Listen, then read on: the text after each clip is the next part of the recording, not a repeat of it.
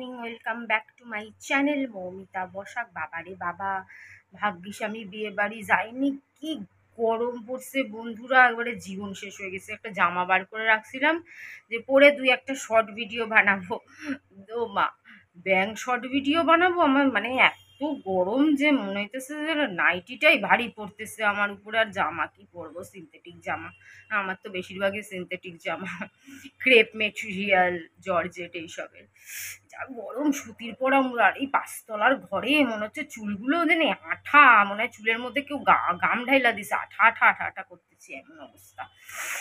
তো যাই হোক, কালকেই তো একটা সাবস্ক্রাইবার বা ভিউয়ার্স যাই হোক একটা প্রশ্ন করেছিল যে আহ, আমার মেয়ে আর ছেলের যে প্রেগনেন্সি আসার বাবারই গলা গেছে, অনুভূতিটা একটু বলতে। আর অনেকে নাকি বলে যে অনেকে বলে কি আমাবস্যায় আহ, মানে ইন্টিমেট হলে ছেলে বা এরকম কোনো হয়তো কথা আছে, কিন্তু আহ, আমার কপাল ভালো যে এইরকম অবাস্তব কথা আমার ঠাকুমা পিসিরাও প্রচণ্ড কুসংস্কারে আগেকার দিনের লোকেরা তো কুসংস্কার মানতই, কিন্তু এতটাও কুসংস্কারী ছিল না, তাই এই কথা আমার সামনে বলেনি কিংবা জানলেও বলেনি। তো সেই সম্বন্ধে আমার কি ধারণা, এটাই এই হচ্ছে। সে জিজ্ঞেস করেছে, তো ঠিক আছে, আমি সবার প্রথম অঙ্কিতারটা বলি, শিবমেরটা আরেকদিন বলবো। আর লাস্টের প্রশ্নের উত্তরটা আগে দিই। দেখো, এর চেয়ে বড় হাস্যকর কথা তো আর কেউ নেই, কিছু নেই। এগুলো সমস্ত কিছু কুসংস্কার, বিশ্বাস করো। পুরুষ বা নারী যদি অমাবস্যা আর পূর্ণিমা এরকম কিছুর মিলিত অবস্থাতে হতো তাহলে, আর এটা যদি বাস্তব হতো, তাহলে দুনিয়ার সমস্ত মানুষ, কেন দেখো, মানুষ মুখে বলুক চাই না বলুক, বেশিরভাগ মানুষ আজও ছেলেই চায়। তো যারা যারা ছেলে চায় তারা তারা প্ল্যানিং করে অমাবস্যা বা পূর্ণিমার জন্য অপেক্ষা করতো। অন্য তাহলে অপেক্ষা করতো, তাহলে আর আগে যেসব টাকা দিয়ে তোমার আহ, তা মানে বাচ্চার যে লিঙ্গ নির্ধারিত করতো, যে জেনে যেত, পরে তো সেটা গ্যারকানুনি হয়ে গেল, বেআইনি হয়ে গেল। আগে আলট্রাসোনোগ্রাফি করে অনেকেই জেনে যেত, অনেক ডক্টররাই বলে দিতেন, অনেক হতো পয়সা টয়সা খেয়ে নার্সিংহোম ফার্সিংহোমে বলে দিত, পরে সেটা বেআইনি হয়ে গেছিলো। তাহলে আর এইসব এত পয়সা খরচা করে এইসব জানাজানির কোনো ঝামেলা থাকতো না। তাহলে ওই দিনক্ষণ দেখে অমাবস্যার জন্য অপেক্ষা করতো বা পূর্ণিমার জন্য অপেক্ষা করতো। অ্যাকচুয়ালি এসব কিছুই না, বিশ্বাস করো। কিছু পাবন্দি আমার উপরেও লাগানো হয়েছিল, কিন্তু আমি একটা পাবন্দিও মানিনি, বিশ্বাস করো। আর ভগবানের দয়াতে আমার 3টে বেবি আমি জন্ম দিয়েছি, 3টে বেবিতে আমার কোনো প্রবলেম হয়নি, কোনো প্রবলেম হয়নি। এদিকে আমার ছোট পিসি অনেক কিছু মেনে মানে উনি মেনেছিলেন, উনি নিজেই কুসংস্কারী প্রচণ্ড, আর প্রচণ্ড পিটপিটে। আমি প্রথম চ্যানেলে এই নিয়ে অনেক গল্প বলেছি, ছোট পিসির পিটপিটানির। মারাত্মক লেভেলের পিটপিটে আর মারাত্মক লেভেলের কুসংস্কারী। তো কিন্তু এত কিছু মানার পরেও দেখো তার কত প্রবলেম হলো। তো এর থেকে এটাই প্রমাণ করে যে অ্যাকচুয়ালি কুসংস্কার এগুলো কিছুই না। তোমার খারাপ যদি লেখা থাকে, তোমার খারাপ হবেই। আর তোমার যদি ভালো লেখা থাকে, তাহলে তোমার ভালো হবেই, কেউ আটকাতে পারবে না, তুমি নিয়ম মানো চাই না মানো। আমার ঠাকুমা কম নিয়ম মেনেছে? কোনো নিয়মেই কি কিছু হয়? এই যে কদিন আগে নীলের উপাস গেল, ভগবানের পুজো করা চোখ বন্ধ করে ভালো কাজ, ভগবানের উপোস করা চোখ বন্ধ করে ভালো কাজ, কিন্তু তার মানে এই না যে নীলের উপোস করলেই সন্তানের আয়ু বেড়ে যাবে।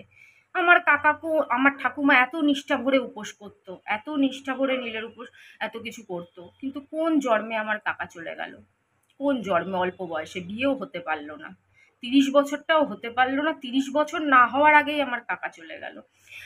তো সবই হচ্ছে কপাল, যে যা আয়ু লিখিয়ে নিয়ে এসছে সে সেই অবধিই থাকবে। যার ভালোভাবে বাচ্চা হওয়ার তার ভালোভাবেই হবে, সে নিয়ম চাহে মানুক চাহে না মানুক। আমি কোনোদিন কোনো নিয়ম মানতাম না, চুল তো আমার বাঁধা, যত আমি গরমে মরে যাই কেন, চুল বাঁধা আমার অভ্যাসের বাইরে, খুব কম বাঁধি আমি, কখনো কখনো বাঁধি, কিন্তু এখন তাও বাঁধি, কিন্তু ছোটবেলায় আমি একদম চুল বাঁধতাম না। এই মোটা মোটা চুল আমার, মানে সে কি গঞ্জালো চুল ছিল, এইরকম ঝাঁকড়া হয়ে থাকতো, আমি কোনোদিনও বাঁধতাম না। বেবি থাকার সময়ও বাঁধতাম না, না ওই মঙ্গলবারে চুল বাঁধ, শনিবারে চুল বাঁধ, সন্ধেবেলা চুল খুলে রাস্তায় যায় না, সন্ধেবেলা চুল খুলে বারান্দায় দাঁড়ায় না, অমুক তমুক কোনোদিন কিচ্ছু মানিনি। সায়া নাকি পেটের নিচে পড়ে না, অমুক তমুক, হ্যানা ত্যানা, কোনো নিয়ম না, কোনো না, মানে একটা নিয়মও আমি মানিনি।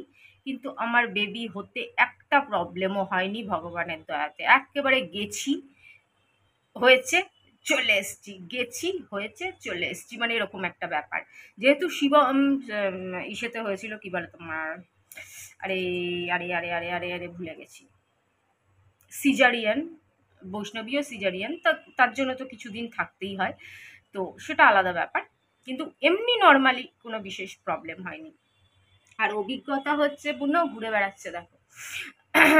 অভিজ্ঞতা হচ্ছে, অঙ্কিতা তো আমার ফার্স্ট বেবি ছিল না, তার আগেও আমার প্রেগনেন্সি এসেছিল, কিন্তু সেটা আমার পিসি রাখতে দেয়নি, যাই হোক কোনো কারণে সে তো রাখতে দেয়নি।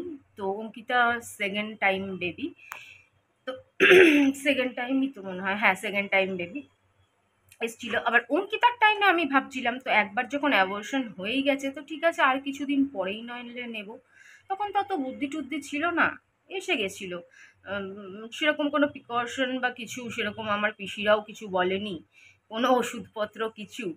আর আমাদের তো সেরকমভাবে জায়গাও ছিল না, একটা ঘর ছিল অন্য একজনের, কিন্তু তারা আমাদেরই ফ্যামিলির, আমাদের ওই পুরো বাড়িটা বলতাম না যেন সবাই সবার আত্মীয়, সব আত্মীয়, ওই বলরাম মশিয়ারির সব আত্মীয়, অমুকের ছেলের বউ, অমুকের, মানে পুরো বাড়িটাই প্রায় বসাক বাড়ি বলতে পারো, শুধু একজন বাদে। একজন বলরাম হুঁশিয়ারিতে গেঞ্জির কারখানায় জব করতো, ওনাকে তার জন্য ওই বাড়িতে একটা রুম দেওয়া হয়েছিল, তো উনি একজন থাকতেন, ওই একজনই শুধু আলাদা কাস্টের, বাকি পুরো বাড়িটাই বসাক। আর নিচে যেহেতু একটা সেলুনের দোকান ছিল, ওই নিচে ওটা নানান রকম দোকান ফোকান ভাড়া দিত, কখনো সেলুনের দোকান হচ্ছে, কখনো খাওয়ার দোকান হচ্ছে, কখনো সোনার দোকান হচ্ছে, এরকম নিচের দোকান ফোকানগুলো ছিল, তো এরকম। কিন্তু পুরো বাড়িটাই ধরে রাখো বসাক বাড়ি। আমাদের পাড়ায় প্রচুর বসাক বাড়ি আছে, অনেক বসাক বাড়ি আছে। তো আবার সেম কাস্টে বিয়ে, আমার ঠাকুমার সেম কাস্টে বিয়ে হয়েছে, আমার ঠাকুমার বাপের বাড়িও বসাক, আমার ঠাকুমার শ্বশুর বাড়িও বসাক, এরকম তো প্রচুর আছে, সেম কাস্টে তো প্রচুর ম্যারেজ আছে। তো যাই হোক, তো হঠাৎ করে খাচ্ছি দাচ্ছি, খাওয়াতে স্বাদ পাচ্ছি না, এত রাবণের মতন খেতাম আমি, দিন রাত খালি রাবণের মতন গিলতাম আর গিলতাম, খাওয়ায় স্বাদ পাত পাই না, খেলেই উলে যাচ্ছে, তো বুঝতে পারলাম।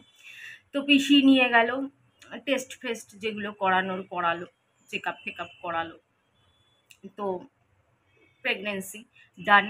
তো আমি ভাবছিলাম পিসি মনে হয় আবার বলবে তোর এখন বয়স কি, তুই তো নিজেই বাচ্চা, তো আর কিছুদিন পরে। কিন্তু তখন মানে পিসিরও অনেক ট্রিটমেন্ট চলেছে তার আগে, পিসিও চেষ্টা করে যাচ্ছিল যে পিসির একটা বেবি হোক, পিসির একটা বেবি হোক, কিন্তু লাস্ট অবধি একদম ডাক্তার জবাব দিয়ে দিয়েছে যে আর কিছুতে কিছু হবে না। প্রচুর খরচা করেছে, প্রচুর। সেই টাইমে আমার পিসেমশাই প্রচুর আয় করতো, আর প্রচুর খরচাও করতো, করেছে একটা বেবির জন্য, কিন্তু কিছুতেই আর কিছু হয়নি। তো পিসি মনে হয় জেনে গেছিল যে আর কোনো উপায় নেই, তখন পিসি আমায় বলল যে ঠিক আছে, এটা আর কিছু করতে হবে না, কোনো ব্যাপার না, তো হলে আমায় দিয়ে দিস, আমরাই মানুষ করে নেবো, আমি আছি, আমাদের এখন বয়সও কম আছে, বেশি বয়স হলে আমরা করতে পারবো না, তাই এটা রেখে দে, আমরাই মানুষ করে দেবো, তোকে এই নিয়ে কিছু ভাবতে হবে না। তা আমি বললাম ঠিক আছে, ভালো, আমায় যখন ভাবতে হবে না। তখন দেখো, তখন আমি অনেক ছোট, আমি অত বুঝতামও না, যেহেতু আমি আমার মায়ের আদর যত্ন পাইনি, তাই না, একটু মা কি জিনিস, মায়ের কি ফিলিংস, এই ব্যাপারটা একটু বুঝতাম কম, কারণ নিজের মা তো কোনোদিন ভালোবাসেনি। ওর জন্য না বুঝতাম কম। ঠিকই আছে, আরে একই জায়গায় তো থাকবো, পিসি দায়িত্ব নেবে বলে এই না যে পিসি নিয়ে বম্বে চলে যাবে, পিসি নিয়ে দিল্লি চলে যাবে, একই পাড়ায় তো থাকে, আর সারাদিন তো বাপের বাড়িই পড়ে থাকে। আমার পিসি তো একই পাড়ায় বিয়ে হয়েছে, আর সারাদিনই বাপের বাড়ি পড়ে থাকে, সন্ধেবেলা থেকে রাত্রি 12টা 1টা, কত কত দিন হয়েছে পিসি রাত্রি 1টার সময় বাড়ি গেছে। আর আমাদের পাড়াটা এরকম না যে একটা কোনো ব্যাপার না, সব আড্ডা মারে, সব মেয়ে ছেলেরা বারান্দায় দাঁড়িয়ে রয়েছে, গল্প করছে বারান্দায় বসে। আমার সেজ পিসি তো রাত্রি 2টো 3টে অবধি বারান্দায় বসে থাকতে, পান খাচ্ছে তো খাচ্ছে, বারান্দায় ঘুমিয়ে পড়েছে, পান খেতে খেতে ঘুমিয়ে পড়েছে, কিন্তু বারান্দাতেই বসে আছে, মানে এরকম একটা ব্যাপার, তো কোনো ব্যাপারই না। পিসি তো সারাদিন আমাদের বাড়িতেই পড়ে থাকতো, আর অঙ্কিতা হওয়ার পর পিসি সারাদিন আমাদের বাড়িতে পড়ে থাকতো।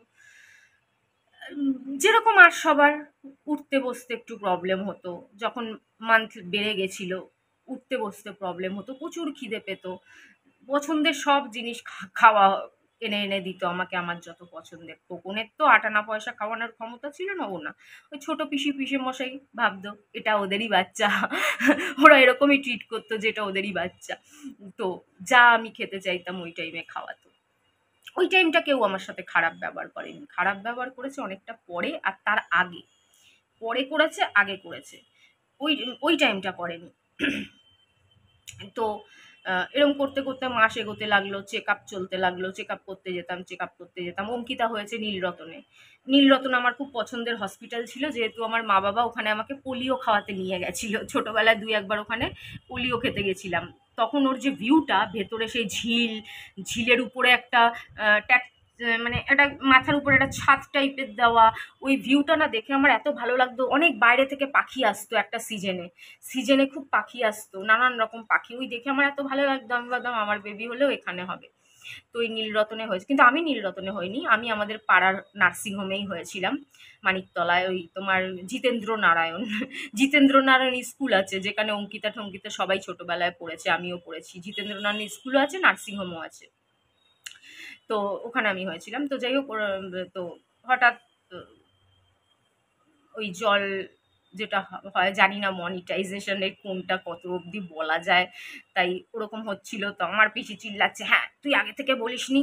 তা আমার পিসে মশাই বলছে যে ও কি করে বুঝবে, তুমি এমন করে বলছো জানো ও কত বড়, আর 10টা 15টা বাচ্চার মাঝে ও আগে থেকে বলবো, কিছু বোঝে নাকি ব্যাঙের মাথায় সব। আর তখনকার দিনে তো অত বুঝদাম টুঝদাম না।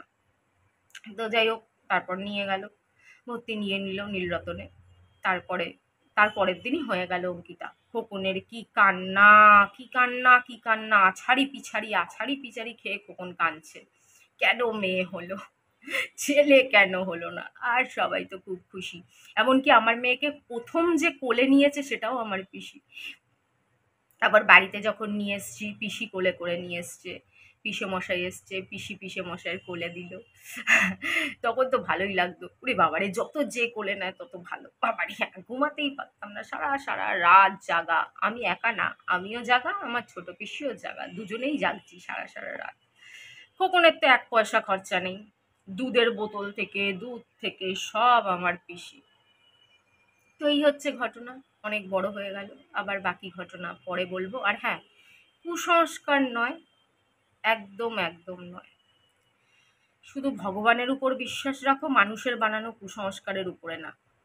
এই যে চুল খোলা, এই কথা কি শিব বাবা বলে গেছিল? কোনো বাবা বলেননি। আর অনেক কিছু আছে যেগুলো ভগবান নিজে বলেননি। মানুষ ওই বইয়ের মধ্যে নিজের ইচ্ছা মতন, যারা বইগুলো লিখেছে, যারা গ্রন্থ লিখেছে, তারা নিজের ইচ্ছা মতন এক একজন এক রকমভাবে বসিয়ে দিয়েছে নিজের মতামত। আদেও ভগবান এসব কথা বলেননি, আমার তো মনে হয় না। তার কোনো প্রমাণও নেই। তো এগুলোর কোনো মূল্যও নেই। এই অমাবস্যা, কি বলে পূর্ণিমা, তাতে ছেলে হয় তাতে মেয়ে হয়, একদম বাজে কথা। কোনো মানে এক পয়সার দাম নেই। তো যাই হোক, এই হলো কথা, আবার পরে কথা হবে। এখন যাই, বসে সিরিয়াল দেখি, তারপরে একটু বই দেখি, বুড়োর বাবা তো চলে গেছে।